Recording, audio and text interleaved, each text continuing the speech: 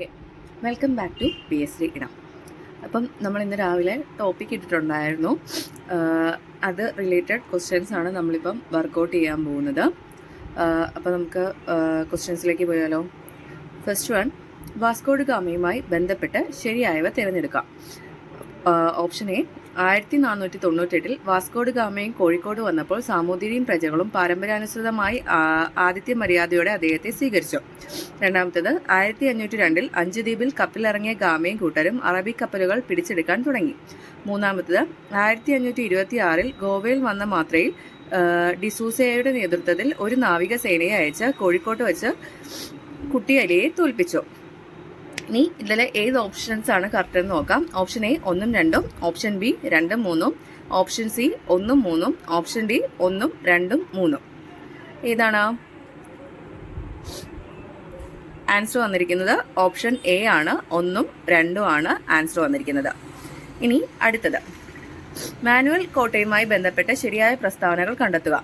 Indian യൂറോപ്പിൽ നിർമ്മിച്ച ആദ്യ കോട്ട. പള്ളിപ്പുറം കോട്ട, വൈപ്പിൻ കോട്ട, ആയകോട്ട എന്നീ പേരുകളിൽ അറിയപ്പെടുന്നു. മാനുവൽ കോട്ട പണിയേൽപ്പിച്ചത് അൽബുക്കർക്ക്. ഇതിലും ഓപ്ഷൻ എ 1 മാത്രം, option B 1 2, option C 2 3, option D 1 2 3 ആണ്. അപ്പം മാനുവൽ കോട്ടയുമായി ബന്ധപ്പെട്ട ശരിയായ പ്രസ്താവനകളാണ് ഇതിൽ ചോദിച്ചിരിക്കുന്നത്. ഏതായിരിക്കും ആൻസർ? 2 ഡി ആണ് ആൻസർ. അതായത് 3 കറക്റ്റ് ആണ്. ഇന്ത്യയിൽ യൂറോപ്യന്മാർ നിർമ്മിച്ചതാണ്. പള്ളിപ്പുറം കോട്ടയും വൈപ്പിൻ കോട്ടയും ആയ കോട്ട എന്ന പേരുകളിൽ അറിയപ്പെട്ടിരുന്നു. അതുപോലെ തന്നെ മാനുവൽ കോട്ട പണിയേൽപ്പിച്ചതും അൽബുക്കർക്കാണ്. ഇനി മൂന്നാമത്തെ ക്വസ്റ്റ്യൻ, ചേരുംപടി ചേർക്കുക. ഓപ്ഷൻ എ തന്നിരിക്കുന്നത് ഡച്ചുകാർ ഇന്ത്യയിൽ വന്ന വർഷം 1595. രണ്ടാമത്തത് ഡച്ച് ഈസ്റ്റ് ഇന്ത്യ കമ്പനി 1602 സ്ഥാപിതമായ വർഷമാണ്. മൂന്നാമത്തത് ഡച്ചുകാർ കൊച്ചിയിൽ പിടിച്ചെടുത്ത വർഷം 1663. അപ്പം ഇതിലെ ശരിയായ ചേരുംപൊടി ഏതാണെന്നൊന്ന് നോക്കിക്കേ. ഓക്കെ, ആൻസർ ഓപ്ഷൻ സി ആണ് ആൻസർ എന്ന് പറയുന്നത്. അതായത് ഒന്നാമത്തെ ക്വസ്റ്റ്യൻ, ഡച്ചുകാർ ഇന്ത്യയിൽ വന്ന വർഷം എന്ന് പറയുന്നത് 1595 എന്ന് പറയുന്നത് ഡച്ചുകാർ ഇന്ത്യയിൽ വന്ന വർഷം എന്ന് പറയുന്നത്. അതുപോലെ തന്നെ രണ്ടാമത്തെ ക്വസ്റ്റ്യൻ എന്ന് പറയുന്നത് എന്താണ്? സെയിം ആണല്ലേ, ഡച്ച് ഈസ്റ്റ് ഇന്ത്യ കമ്പനി സ്ഥാപിതമായ വർഷം 1602 ആണ്. മൂന്നാമത്തത് ഡച്ചുകാർ കൊച്ചി പിടിച്ചെടുത്ത വർഷം 1663 ആണ്. ഇനി നാലാമത്തെ ക്വസ്റ്റ്യൻ, ശരിയായ ഉത്തരം കണ്ടെത്തുക. ബ്രിട്ടീഷുകാരുടെ നേരിട്ടുള്ള ഭരണത്തിന് കീഴിലുണ്ടായ കേരളത്തിലെ പ്രദേശമാണ് തിരുവിതാംകൂർ. ബ്രിട്ടീഷ് റെസിഡന്റുമാരിലെ പരോക്ഷ ഭരണം നടത്തിയ പ്രദേശങ്ങളാണ് കൊച്ചി, മലബാർ. ഇതിലേതാണ് ശരിയായ ഉത്തരം? ഓപ്ഷൻ എ 1 മാത്രം, ഓപ്ഷൻ ബി 2 മാത്രം ശരി, ഓപ്ഷൻ സി 1 2 ശരി, ഓപ്ഷൻ ഡി 1 2 ശരിയല്ല. ഏതാണ്? 4 ഡി ആണ് ആൻസർ. അതായത് 2 ശരിയല്ല. ഇനി അഞ്ചാമത്തെ question, London mission society LMS, 2 church mission society CMS, 3 Basel ഇവാഞ്ചിക്കൽ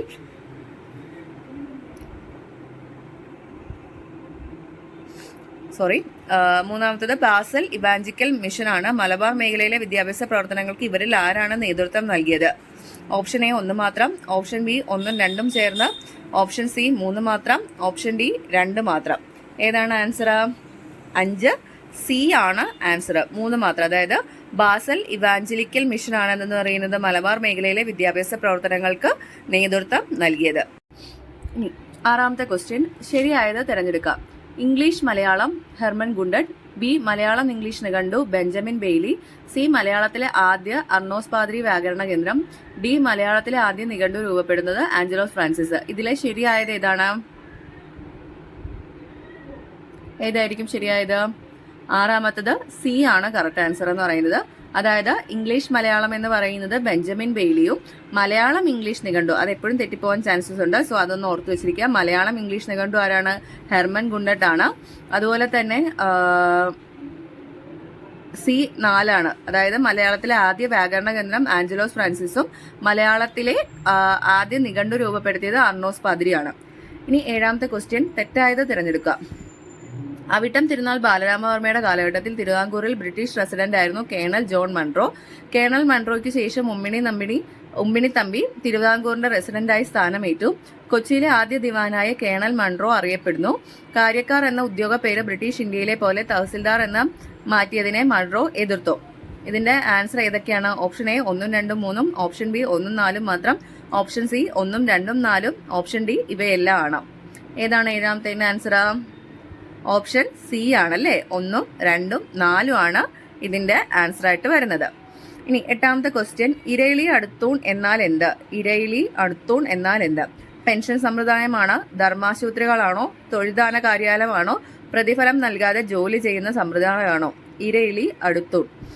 ഇതിന്റെ ആൻസർ എന്ന് പറയുന്നത് എ ആണ്. പെൻഷൻ സമ്പ്രദായത്തിനെയാണ് എന്ന് പറയുന്നത് ഇരയിളി അടുത്തൂൺ എന്ന് പറയുന്നത്. ഇനി 9ാമത്തെ ക്വസ്റ്റ്യൻ ആണ്. 9ാമത്തെ ശരിയായ ജോഡി തിരഞ്ഞെടുക്കാനാണ് പറയുന്നത്. ശരിയായ ജോഡി ഏതായിരിക്കും? കൊച്ചി. ഇതില് ആൻസർ വരുന്നതെന്ന് പറയുന്നത് 9ാമത്തെ ക്വസ്റ്റ്യൻ ആൻസർ വരുന്നതെന്ന് പറയുന്നത് സി ആണ്. 9ന്റെ ആൻസർ എന്ന് പറയുന്നത്. ഇത് ഫസ്റ്റ് വൺ എന്ന് പറയുന്നത് എന്താണ്? കൊച്ചി പെരുമ്പടപ്പ് സ്വരൂപം. കറക്റ്റ് ആണ് അല്ലെ. രണ്ടാമത്തത് കോലത്ത് നാട് കോല സ്വരൂപമാണ്. ദെൻ തിരുവിതാംകൂർ എന്ന് പറയുന്നത് എന്താണ്? തൃപ്പാപ്പൂർ സ്വരൂപമാണ്. ഇനി 10ാമത്തെ ക്വസ്റ്റ്യൻ, ശരിയായവ തിരഞ്ഞെടുക്കുക. ആറ്റിങ്ങൽ കലാപം 1697 ആണോ? അഞ്ചുതെങ്ങ് കലാപം 1741, കുളച്ചൽ യുദ്ധം 1721, വേണാട് ഉടമ്പടി 1723. ഇതിൽ ശരിയായത് ഏതാണ്? ആൻസർ സി ആണല്ലേ. അതായത് ആൻസർ സി ആണ്. എ ആറ്റിങ്ങൽ കലാപം നടന്നത് എന്നാണ്? 1721 എന്ന് പറയുന്നത് ആറ്റിങ്ങൽ കലാപം നടന്നത്. അഞ്ചുതെങ്ങ് കലാപം നടന്നത് 1697. സി 2 കുളച്ചിലുദ്ധം നടന്നത് 1741. വേണാട് ഉടമ്പടി നടന്നതെന്ന് പറയുന്നത് 1723. ഈ ഇയേഴ്സ് എല്ലാവരും ഒന്ന് നോട്ട് ചെയ്ത് വെക്കണം കേട്ടോ. ഇനി അടുത്തത് 11ാമത്തത്, പഴശ്ശിരാജാവുമായി ബന്ധപ്പെടാത്ത പ്രസ്താവന. നായർ സമുദായങ്ങൾ കമ്പനി സൈന്യത്തോടൊപ്പം നിന്ന് രാജയെ ശക്തമായി എതിർത്തു. പുരളിശമൻ എന്ന പേരിൽ പഴശ്ശിരാജൻ അറിയപ്പെട്ടു. പഴശ്ശിരാജ ചമയങ്ങളില്ലാത്ത എന്ന പുസ്തകത്തിൽ രചയിതാവ് മുണ്ടക്കയം ഗോപിയാണ്. ചിറക്കൽ രാജാവ് 1ാം പഴശ്ശി വിപ്ലവം അവസാനിപ്പിക്കാൻ ഇടനിലയായി നിന്നു. ഇതിലേതാണ് ശരിയായ ഉത്തരം? 11ാമത്തിന്റെ ആൻസർ എന്ന് പറയുന്നത് എന്താണ്? എ ആണ്. ഓക്കെ, ബന്ധപ്പെടാത്തതാണ് ചോദിച്ചിരിക്കുന്നത്. അപ്പോൾ അത് നിങ്ങളൊന്ന് ശ്രദ്ധിക്കുക. ബാക്കി 3ഉം പഴശ്ശിരാജാവുമായിട്ട് ബന്ധപ്പെട്ടതാണ്. പക്ഷെ എന്താണ്? ഓപ്ഷൻ എ ആണ് ബന്ധപ്പെടാത്തത്. ഇനി അടുത്തത് 12ാമത്തെ, ഋഗ്വേദം, യജുർവേദം, സാമവേദം എന്നിങ്ങനെ 3 വേദങ്ങളുമായി പാരമ്പര്യ രീതിയിൽ പലയാവർത്തി ചൊല്ലുന്നത് താഴെ പറയുന്നതിൽ ഏതുമായി ബന്ധപ്പെട്ടിരിക്കുന്നു? ഏതുമായിട്ടാണ് ബന്ധപ്പെട്ടിരിക്കുന്നത്? എ വേദജപം, ബി പ്രാർത്ഥനാജപം, സി വിഷ്ണുജപം, ഡി മുറജപം. ഏതുമായിട്ടാണ് ബന്ധപ്പെട്ടിരിക്കുന്നത്? ഡി മുറജപുമായിട്ടാണ് ബന്ധപ്പെട്ടിരിക്കുന്നത്. 13ാമത്തെ ക്വസ്റ്റ്യൻ, തെറ്റായത് തിരഞ്ഞെടുക്കുക. കുളച്ചിൽ യുദ്ധത്തിനിടെ മാർത്താണ്ഡവർമ്മ ഡച്ചുകാരെ പരാജയപ്പെടുത്തി. കുളച്ചിൽ യുദ്ധം നടന്നത് തൃപ്പടിദാനത്തിന് ശേഷമാണ്. കുളച്ചിൽ യുദ്ധത്തിൽ മാർത്താണ്ഡവർമ്മയെ സഹായിച്ച വിദേശികളാണ് ബ്രിട്ടീഷുകാർ. 4 ഡിലനോയി വലിയ കപ്പിത്താൻ എന്നറിയപ്പെടുന്നു. ഇതിലേതാണ് തെറ്റായത്? 13ാമത്തെ ആൻസർ ബി ആണ്. അതായത് 2 മാത്രമാണ് തെറ്റ്. കുളച്ചിൽ യുദ്ധം നടന്നത് തൃപ്പടിദാനത്തിന് ശേഷം മാത്രമാണ് തെറ്റ്. ബാക്കി 3 എന്താണ്? കറക്റ്റ് ആണ്. ഇനി 14ാമത്തെ ക്വസ്റ്റ്യൻ എന്ന് പറയുന്നത് ചേരുംപടി ചേർക്കാനാണ്. ജസ്റ്റ് ഒന്ന് എല്ലാവരും നോക്കിക്കേ. ചേരുംപടി ചേർക്കാൻ ആൻസർ വരുന്നത് സി ആണ്. അതായത് കണിയാപുരം യുദ്ധം എന്ന് പറയുന്നത് എപ്പോഴാണ്? 1634 കണിയാപുരം യുദ്ധം നടന്നത്. ബി പുറക്കാട് യുദ്ധം നടന്നതെന്ന് പറയുന്നത് 1746. ആനന്ദേശ്വര യുദ്ധം നടന്നത് 1754. കൊടുങ്ങല്ലൂർ യുദ്ധം നടന്നതെന്ന് പറയുന്നത് 1504. ഇനി വിട്ടുപോയ ഭാഗം പൂരിപ്പിക്കുക. തെക്കേ മുഖം, വടക്കേ മുഖം, പടിഞ്ഞാറേ മുഖം എന്നിങ്ങനെ തിരുവിതാംകൂർ നാട്ടുരാജ്യത്തെ വിഭജിക്കുകയും എന്ന ഉദ്യോഗസ്ഥൻ ഡാഷ് എന്ന ഉദ്യോഗസ്ഥന്റെ കീഴിൽ ഈ ഓരോ മേഖലകളും നിലനിർത്തുകയും ചെയ്തു. ഓപ്ഷൻ എ ദിവാൻ, ഓപ്ഷൻ ബി ദളവ, ഓപ്ഷൻ സി മുളകുമടിശീലക്കാര്യക്കാർ, ഓപ്ഷൻ ഡി സർവാധികാരിക്കാർ. ഏതാണ് ആൻസർ? 15 ഡി ആണ്. സർവാധികാരിക്കാരാണ്. ഇനി അടുത്തത് 16ാമത്തെ ക്വസ്റ്റ്യൻ ആണ്. പ്രസ്താവനകൾ വിലയിരുത്തി ഭരണാധികാരിയെ തിരിച്ചറിയുക. തിരുവിതാംകൂറിലെ ആദ്യ റീജന്റ് ജന്മിമാർക്ക് പട്ടയം നൽകുന്ന രീതി ആരംഭിച്ചത് ഏറ്റവും കുറച്ചു കാലം തിരുവിതാംകൂർ ഭരിച്ച ഭരണാധികാരിയാണ്. ദേവസ്വങ്ങളുടെ ഭരണം സർക്കാർ ഏറ്റെടുത്തത് ഈ ഭരണാധികാരിയുടെ കാലത്താണ്. ആരുടെയാണ്? Option A Rani Gowri Parvathibai, Rani Gowri Lakshmibai, C colonel Macaulay, D Avittam Thirunal Balaramavarma. ആരാണ്? 16ാമത്തെ ആൻസർ എന്ന് പറയുന്നത് ആരാണ്? ബി ആണ്. റാണി ഗൗരി ലക്ഷ്മിബായി ആണ് അതിന്റെ ആൻസർ എന്ന് പറയുന്നത്. ഇനി 17ാമത്തെ ക്വസ്റ്റ്യൻ എന്ന് പറയുമ്പം നൽകിയിരിക്കുന്നതിൽ നിന്നും ശരിയായ പ്രസ്താവന പ്രസ്താവനകൾ തിരഞ്ഞെടുക്കാം. സ്വദേശാഭിമാനി രാമകൃഷ്ണപിള്ളയെ നാടുകടത്തിയ സമയത്തെ തിരുവിതാംകൂർ ഭരണാധികാരി വിശാഖം തിരുനാളായിരുന്നു.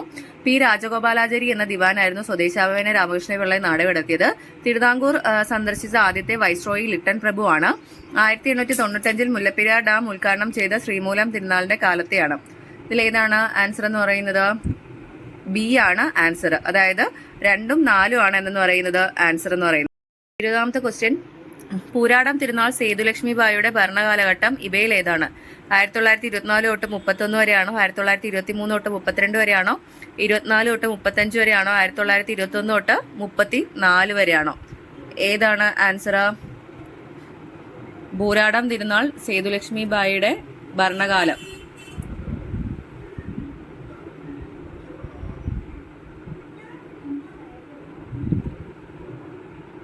എ ആണ് ആൻസർ എന്ന് പറയുന്നത്. 1924 തൊട്ട് 31 വരെ. 21ാമത്തെ ക്വസ്റ്റ്യൻ, ചുവടെ തന്നിരിക്കുന്നതിൽ നിന്നും ശ്രീ ചിത്തിരതിരുനാളിന്റെ ഭരണപരിഷ്കാരങ്ങൾ തിരഞ്ഞെടുക്കുക. തിരുവിതാംകൂറിൽ പ്രായപൂർത്തി വോട്ടവകാശം ഏർപ്പെടുത്തി. തിരുവിതാംകൂറിൽ ഭൂപട ബാങ്ക് സ്ഥാപിച്ചു. കുണ്ടറ കളിമൺ ഫാക്ടറി ആരംഭിച്ച സമയത്തെ ഭരണാധികാരി തിരുവിതാംകൂറിൽ വർത്തമാന പത്ര നിയമം പാസാക്കി.